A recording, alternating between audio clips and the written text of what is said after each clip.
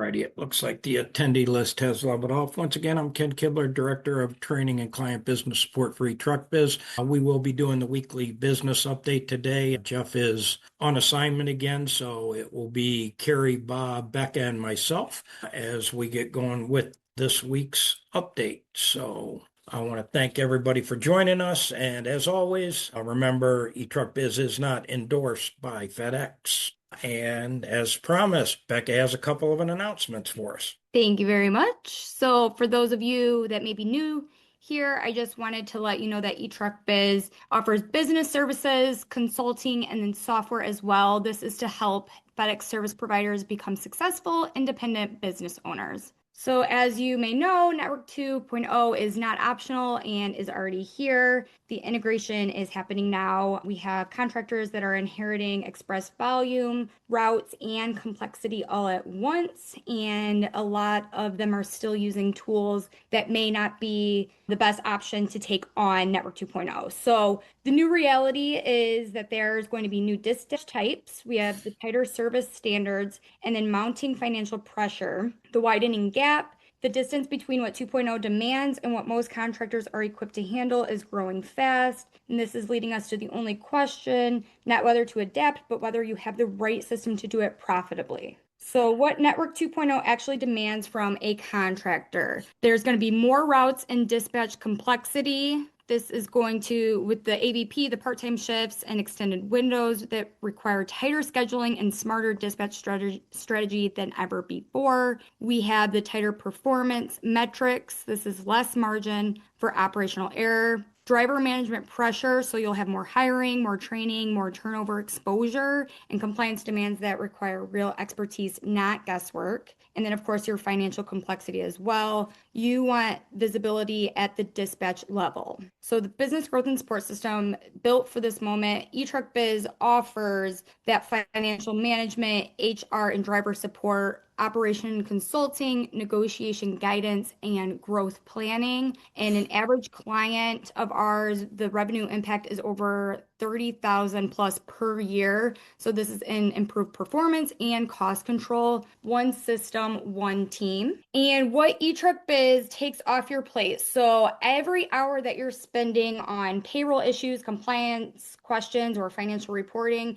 is one more hour that is spent not on what your drivers are doing in the trucks. That's what is going to make or break your wallet. So that would equal to a non-revenue producing task. So what we will take on is all of those non-revenue producing tasks so that you can focus on revenue producing tasks. So we would take over the back office financial tracking and analysis, HR documentation and driver file management, performance benchmarking, proactive identification of cost and yield problems, and then the weekly knowledge sessions as 2.0 evolves. So if you would like more information on this, please scan the QR code. We can book a session, or if you want to send me an email, even just with questions about the programs that we offer, feel free. My email address is becca@etruckbiz.com, and I will make sure that I answer those questions and schedule a session with you. Thank you very much, Becca. And just to reiterate, the Network 2.0 is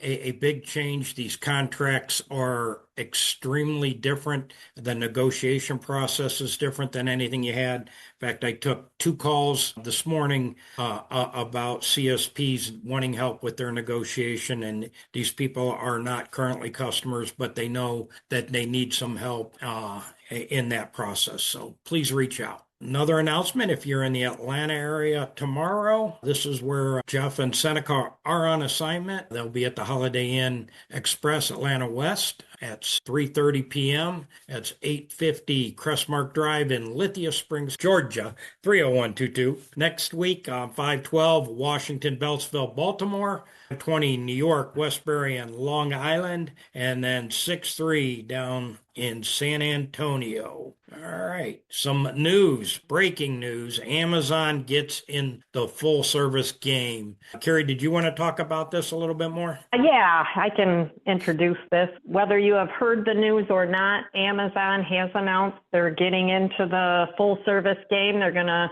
be a competitor.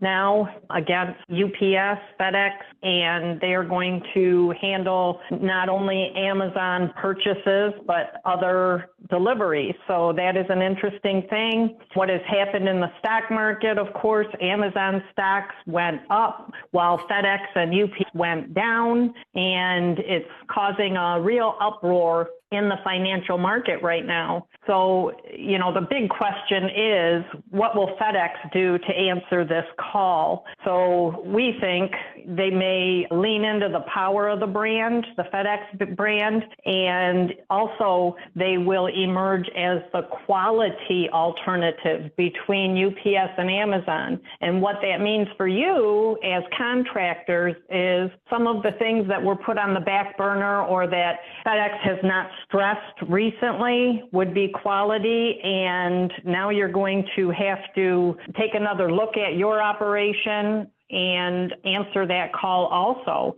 So this means that whatever safety and quality issues are being neglected by a CSA or a contractor because a Network 2.0 or maybe even the terminal has softened the requirements a little bit, they're going to become another hot button again, something else to worry about or stress with the contractors and with your own operations. Yeah. Please take that serious. One of the markets is kind of the medical sector, and FedEx said earlier in the year that they want to go after that medical sector. So what are they going to be looking at?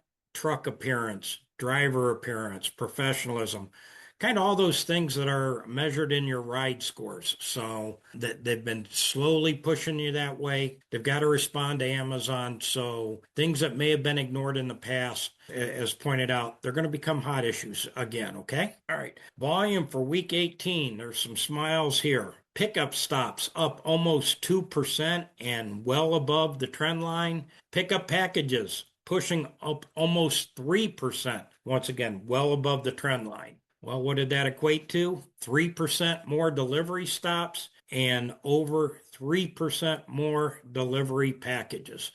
As the stops went, so did the packages. Okay, well, how did we react to the volume? Okay, we increased our dispatches, which probably had to do. Our dispatches went up by 1.79%. Our stops per dispatch went up to 1.27%, and we're just shy of that century mark, that 100. We're at 99.881. I think this week we can get to 100, but that volume increase, what was last week? Last week was the end of the month. So, of course, that means the volume is going to be here this week on the delivery end. It also means it'll probably go down a little bit next week. So we must right size our operations. And that's kind of where our focus is today on this webinar. We do have to remember it is Mother's Day weekend coming up, so we have to keep that in mind also. Yep. So, which also means, so we should stay busy on our deliveries this week. But driver pay in the Network 2.0, there's a high cost of what is the easy choice per se. Express ground consolidation has permanently changed cost tolerances across the FedEx CSP landscape. More dispatch complexity, as Becca talked about, expanded service commitments, tighter requirements. We're not managing by the day anymore, we're managing by the hour. But this all means that the margin for operational error is razor thin in this environment. Your largest cost variable cannot be managed by instinct alone. The cost reality, driver compensation is the single largest line on your P&L statement, and how you structure it determines whether your business survives volume cycles. What's at stake? Your operational profitability, your business sustainability, the business value, and more importantly, the business survival. How your settlement is actually engineered. FedEx doesn't build your settlement arbitrarily. It's constructed around a specific productivity assumption, understanding that the architecture is a foundation of managing your business profitably. Please, let's slow down a little bit here. They come up with a assumed stops per hour rate. Your settlement is anchored to defend or define stops per hour productivity. and you have a productivity floor. Every revenue calculation flows from that single assumption. What else And are if I they? could interrupt you Yes. right there, let's take another look at this. Okay, stops per hour is your productivity floor. So when you are asked to submit your unique characteristics before your negotiation gets going, and you may think it's non-consequential, that is untrue. It is very important that you submit your unique characteristics, because that also affects your stops per hour, your productivity, right? So you need to submit those in order to get a fair cash flow assumption, so to speak, if you want to call it that, when you are made your offers. Please don't think that they're not going to look at it. They do get sent to engineering, and it is one of the main items that they look at when they are making your offers. I mean, because those unique characteristics more than likely lower your stops per hour rate for the entire operation. We know that a person, in a neighborhood's going to probably do 20 stops per hour. A person doing a mall is probably going to do 5 stops per hour. And if those were your only 2 dispatches, guess what? You're probably going to end up averaging 5, 10. Okay, we're going to be at 10 stops per hour or 12 stops per hour in that range. Okay, so assume stops per hour rate. Even as clear as they make it in the Network 2.0 packet, where they tell you how many dispatches per week, they don't tell you the assumed stops per hour rate, but we can help you figure that out. And then you've got to hold your team accountable to that assumed stops per hour rate. They also assume, like I said, the 8.33 hours on road. So, and we're going to get to these numbers a little bit later. If they're assuming 14 stops per hour, 8.33 on-road hours, they're going to say my average stops per dispatch should be 117. Okay, so we're going to come back to that number. Revenue per stop flows directly from the productivity assumption. Hit the floor and the model works. Miss it and the business model's doomed. So if you're not hitting your stops per hour, you're not going to generate the revenue that they assume you're going to generate. Engineered labor percentage.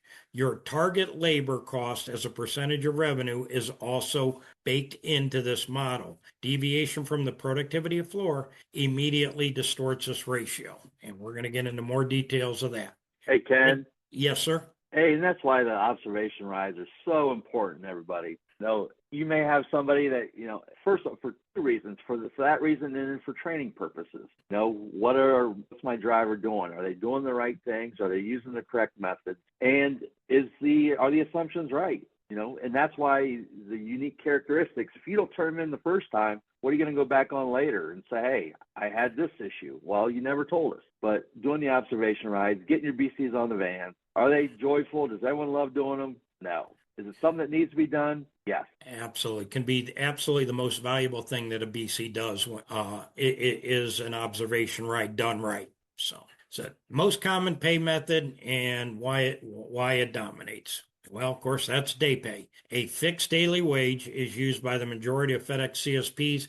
It dominates because of simplicity. Okay, why do CSPs adopt day pay? Easy to administer and explain to drivers, fast payroll processing and minimal data requirements, familiar to drivers from prior employment. Drivers show up they're like bad pennies. They move from business to business, but they keep turning up. Business contacts, BCs, actively advocate for it. Why? Because it's simple. AOs take the path of least resistance. The uncomfortable truth about day pay, the most widely used compensation method is the least compatible with FedEx settlement model. This is not an accident. It is the product of consistently optimizing for administrative simplicity over the long-term financial health. We do it because it's simple. Administrative simplicity is real. Processing a fixed daily wage requires minimal infrastructure, but simplicity has a price that most CSPs don't fully account for until the damage is done. If I don't have to, I don't need any data. If I don't have any data, I don't manage it. Simple payroll requires no data collection, which means no performance visibility. You cannot manage productivity. You are not measuring. I'm not measuring productivity. Did I hit 117 stops per dispatch? I don't know. I'm not measuring it. Did my driver do 14 stops per hour?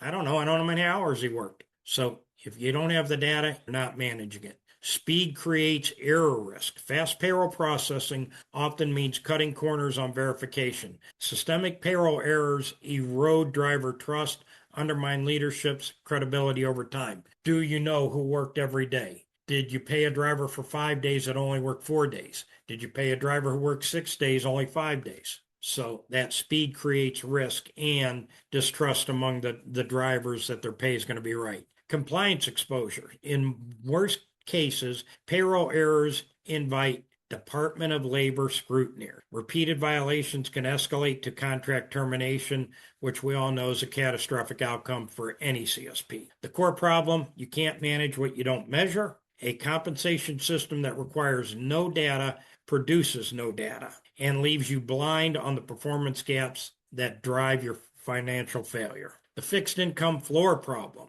Day pay meets the driver's financial needs. That is precisely what makes it a dangerous compensation. If a driver knows he's getting $155 a day, working 5 days a week, I got my $775 coming in. Also relates to absenteeism. Guess what? If he got used to $775 a day and then he was working 6 days, guess what he can do? He can call off one of those 5 days and he's still going to make his $775 that he needs to pay his bills. Once this need is met, the incentive to produce more disappears. Most drivers are not trying to maximize earnings. They are meeting a target. $755, and day pay makes that target fixed. Settlement assumes output tied to the productivity floor, which we're using 14 stops per hour. Revenue is calculated on the assumption the drivers are delivering at engineered stops per hour, 14 stops per hour for 8.33 hours. Day pay guarantees pay regardless of output. A fixed daily rate removes all structural pressure to maintain productivity. The driver earns the same whether they hit 117 stops or they do 71 stops. What a productivity gap actually costs. This is eye-opening here. This is not theoretical. The math on a single route illustrates exactly how a productivity gap translates into a margin crisis multiplied across the entire organization. Settlement model, we talked about it. 14 stops per hour times 8.33 on-road hours, 117 times. And I'm going to get 410 for my revenue per stop. We talked that's part of the calculation. That's going to generate $480 per dispatch.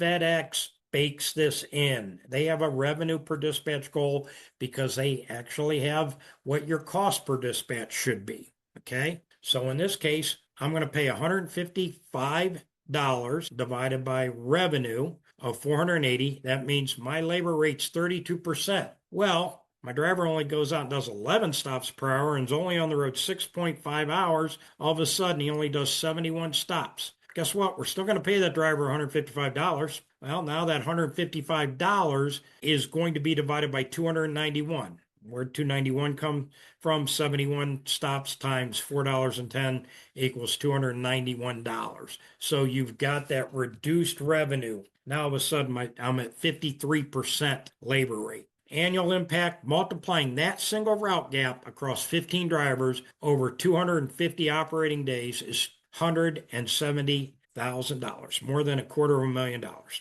Annual productivity gap, not from a catastrophic event, from a compensation structure that removes all incentive to perform. Okay, got a quick chat comment here. Can you expand on the live seminar tomorrow, please? How does the schedule look like? I will answer that one at the end. Okay, here we go. All right, the variable cost fixed problem. FedEx engineer wages as a variable cost. That's how they set it up. One, that the scales with volume and productivity. Day pay converts your single largest expense from a variable to a fixed. The structure mismatch is where CSP's business fail. If you went to a bank to get a loan and you says, hey, I got a great business model. I'm going to have this business that we're going to have variable revenue, but my costs are fixed. Will you loan me money? That bank's probably going to say, no way. Carrie, you got that finance background. Is that a sound business model? No, it is not, sir.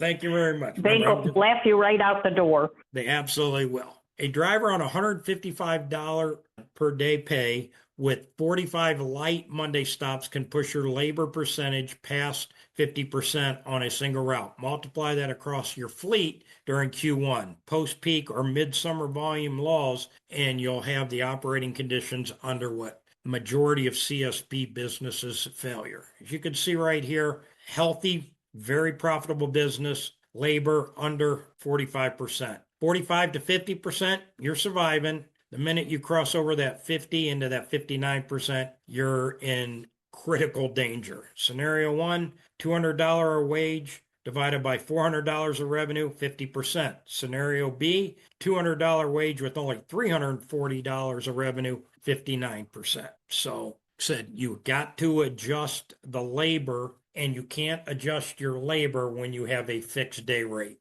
And this is the driver job shopping dynamic. This is real. It happens in every building. Day pay doesn't just create internal financial problem. It creates a market-wide comparison vulnerability. A single simple daily number travels faster driver networks. It gives them a universal comparison number. Day pay creates a single, instantly comparable number across every contractor in your terminal. They pay $160 a day, requires no calculation. That spreads easily. Terminal-wide inflation. Information spreads instantly in the driver network. One contractor raising their daily rate triggers the informal bidding wars across the terminal, pushing everyone's cost higher. Trivial poaching threshold. Struggling operators can poach your best drivers with a single number. $10 a day more than they're making now. A compensation structure with no complexity offers no protection against that tactic. Hey, and one thing too, what can you do to set your company apart from everybody else? Throwing money at them isn't always the solution. We're working with a client, gave a couple drivers a raise because they're doing such a good job, and then all of a sudden they start doing a bad job and want more money. It makes no sense. But can you offer benefits, 401k, make it into a career for them?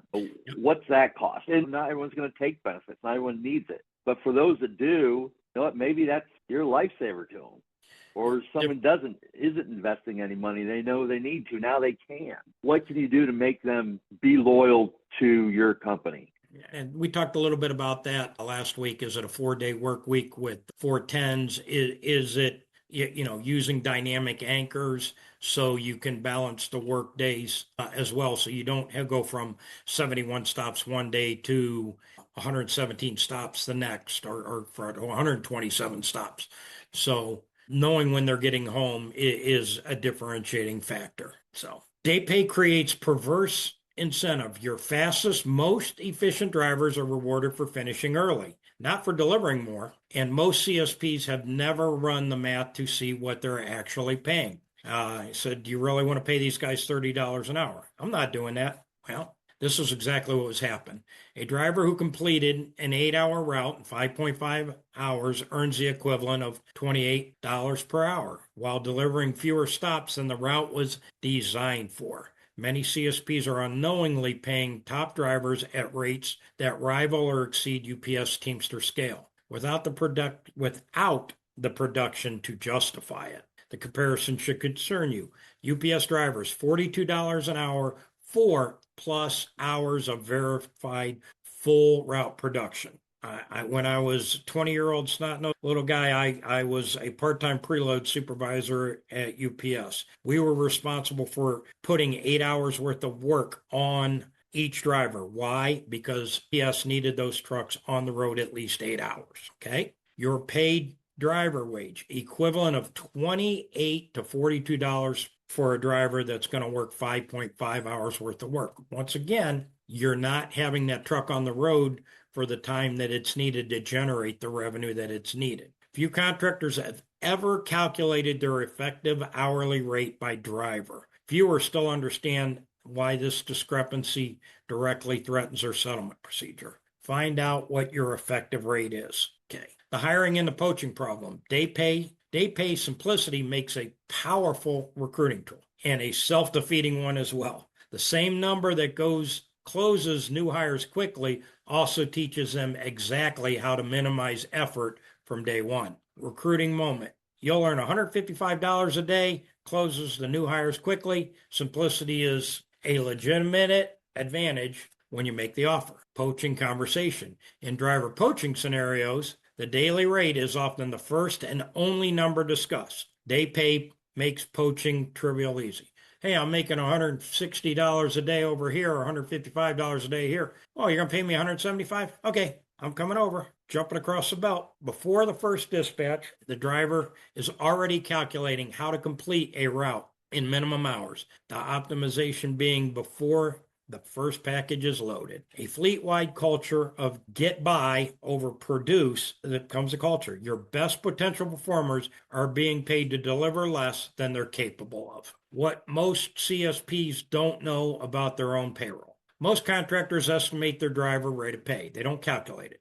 The difference between those two approaches can be $3 to $5 per hour, and that gap has some serious consequences. The formula you should be running: effective hourly rate pay, total pay period for the driver divided by the total on-duty hours. So if I pay a person $800, and that includes my bonuses, all the other crazy stuff, divide that by the 35 hours they worked, I'm paying them $22.85 an hour. Know that number. This single calculation reveals your true labor cost per hour. Not the number you think you're paying, but the number you're actually paying. And then, like I said, I see some drivers making up to $1,200 and they work 35 hours a week. Oh my gosh, I'm up to $34 an hour. Okay, what the data reveals: contractors routinely underestimate true paid hourly rate by $3 to $5 an hour. Many are paying select drivers at or above the Teamster equivalent rates.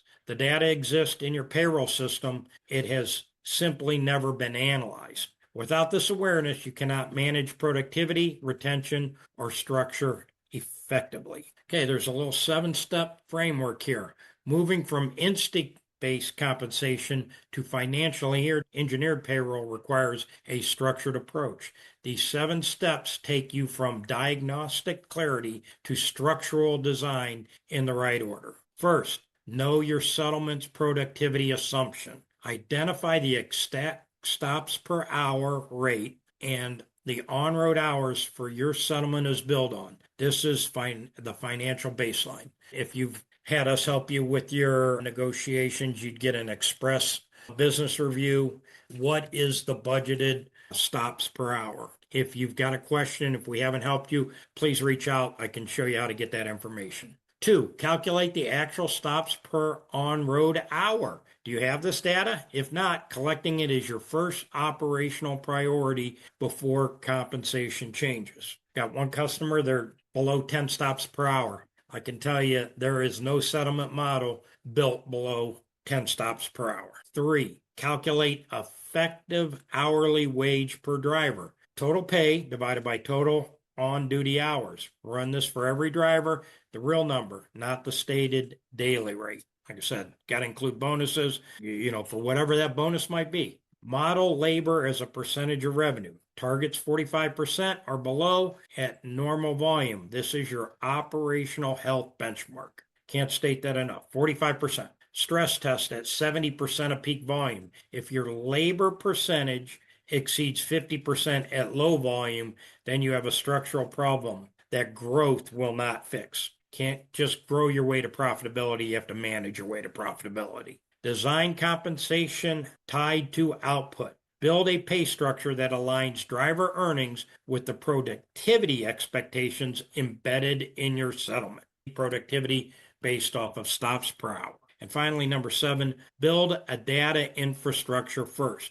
Facts before changes. Can't just go run and pay hourly. We got to have the data first. Got to know the facts. Got to establish your measurement systems before structuring pay, or you're changing structure without knowing the problem you're solving. So if I don't know what my effective hourly rate is, how can I set an hourly rate? If I don't know what my stops per hour are, how can I set a stops per hour goal? How do I set a stops per hour goal if I don't know what my contract's figured at? Okay, What profitable CSPs do differently. Profitable CSPs operations in Network 2.0 share common characteristics. They run their business on data, not assumptions. The behaviors that separate them are consistent and replicable. Weekly performance measurement. How do we do this week on stops per hour? How do we do on stops per dispatch? They measure stops per on-road hour weekly, not quarterly. Problems are caught before they become losses. True labor rate visibility. They know their effective hourly labor rate by individual driver and in aggregate, and they use data to make decisions. Low volume scenario modeling. We know our volumes vary every day of the week. Monday and Friday stop volume is completely different. What do? They model what their business looks like at 70% of peak volume before the volume drops, not after. They are never surprised by a slow week. Aligned compensation design. They design compensation to align driver incentives with settlement expectations. Volume growth and margin improvements are treated as separate outcomes because they are. Network 2.0 rewards precision operators. Volume alone does not create profit, structure does. And I can't stress that enough. Just because you get more stops doesn't mean you're going to be more profitable. If I can't make money on a per stop basis now because I don't manage productivity, I'm certainly not going to make money with more stops. I'm actually going to lose more money if I can't manage my productivity. Bottom line, yes, sir. Also, make sure you base it on the rule and not the exception. You've got peak and you got holidays, but the other 200 and however many days that business is as normal. So base it on that. Correct. Day pay is the path of least resistance. We know that. And for most CSPs, the path to the worst financial outcomes as well. The settlement was engineered for a variable labor. Day pay makes it fixed. The mismatch is structural and it compounds every single day. What do you got to do? Know your numbers. Effective hourly rate, stops per on-road hour, labor percentage at low volume. These three metrics determine whether your business survives in Network 2.0. The number one failure mode, missing the engineered productivity floor, is the single most common cause for CSP's business failure. Day pay makes it structurally easy to miss and comfortable not to know. What eTruckBiz does, we help FedEx CSPs build the financial and operational infrastructure to compete and grow in Network 2.0, compensation design, data systems, and settlement analysis. I can't stress this enough. From the minute you negotiate your contract, we're going to help you understand what those goals are. Then we're going to help you design plans so you can hit those structures if you're in the performance IQ. And then we're going to give you the tools to manage and even send you this information on a weekly basis so you know where you stand. Our admin IQ, we're going to show you what your labor as a percentage is every week. You're going to know these things, okay? No surprises. Okay, we got one chat here. Got a good puzzle for you. We got a contingency group in our terminal with 93 resources. They are advertising 300 per day while we are staying at 200 per day. What is your strategy to prevent poaching from the contingency group? Definitely a real problem. The biggest thing you can do is stress consistency because the gypsies eventually leave town. And that's what contingency groups are. They're gypsies, they're vagabonds, they move to where the work is. Eventually, that contingency will dry up in that building, but you've got to hold your own. You've got to recruit that we're going to give you steady income. You're going to be in this facility. You're not going to travel. So it is a puzzle. As Bob said earlier, differentiate yourself a little bit different with your treatment, with your scheduling, with your consistency. The biggest problem with contingency, it's not consistency. They might make $300 a day, and guess what? 2 weeks, that contingency work's gone. Then what do? Unfortunately, a lot of times they walk across the belt, but that's where you're trying to avoid that simple, we pay $200 a day. What's my earning potential if you produce? Okay. Carrie, it's mostly centered around the insurance first, and then we get into some of the outlines of the changes with the Network 2.0, correct? Correct. It's information and best practices as far as the 2.0 transition goes. Since we have seen many contractors move into the 2.0 transition, we want to share our information with you and let you know what's going to be happening or what could happen to your CSA, but most likely it will change in definition somewhat. So it's a Q&A, informal type of thing that hopefully will educate the contractor for the Network 2.0 changes, or even for the contractor that's already has a 2.0 contract. Maybe it isn't working for them. What can they do to maybe get a renegotiation, or maybe they're just not efficient and need help in their operation specifically. So that's about it for that. As Carrie said, information system's going to help you whether you currently are or going into Network 2.0. So good question here. It says, are the labor targets fully loaded with taxes and benefits or just hourly pay? Taxes, correct. Benefits would be a separate line? Yes. Okay. Another in the chat. Is there any explanation for the recent express pickup locations closing so soon before 2.0 implementation? Normally, your Network 2.0, you start 1 month before the Express implementation, then the Express packages come in. But those centers are going to close. I talked with somebody in Tennessee today. A small station, Express station, will be closing, and they're going to absorb it in the ground. And the reason they absorb it very quickly is that there's cost to those buildings. Not but an entire year before it. That's strange that they're going to close that building a year before the implementation, other than they might be moving the express drivers into a ground location. And we have that. We've seen that in several buildings where you have ground drivers still just delivering grounds, and then the express drivers would deliver off of one belt. I said, we've seen it in a couple different facilities across the country in my travels. Are there any other questions? So some very good questions. Going to hourly pay, it is not easy. It does take management. And I think we stressed in here the proper steps that you have to take to do this. So are you advocating drivers purely per stop settlement numbers?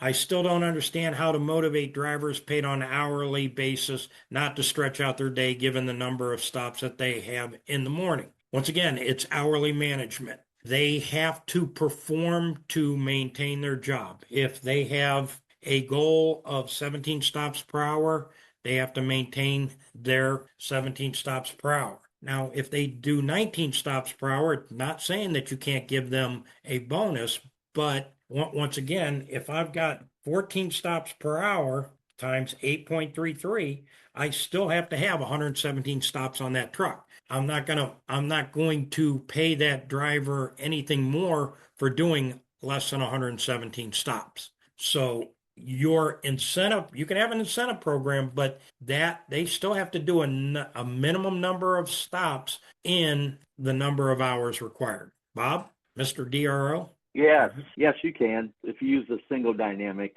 you can for different routes. The distribute, no, you cannot sequence those. It'll just plot those in where needed. But I want to challenge you to take your plan that you run every day, it's sequenced, run it in the sandbox, and then unsequence that same route and do your hours and miles drop. Most times they will. I've only seen a few times where they don't.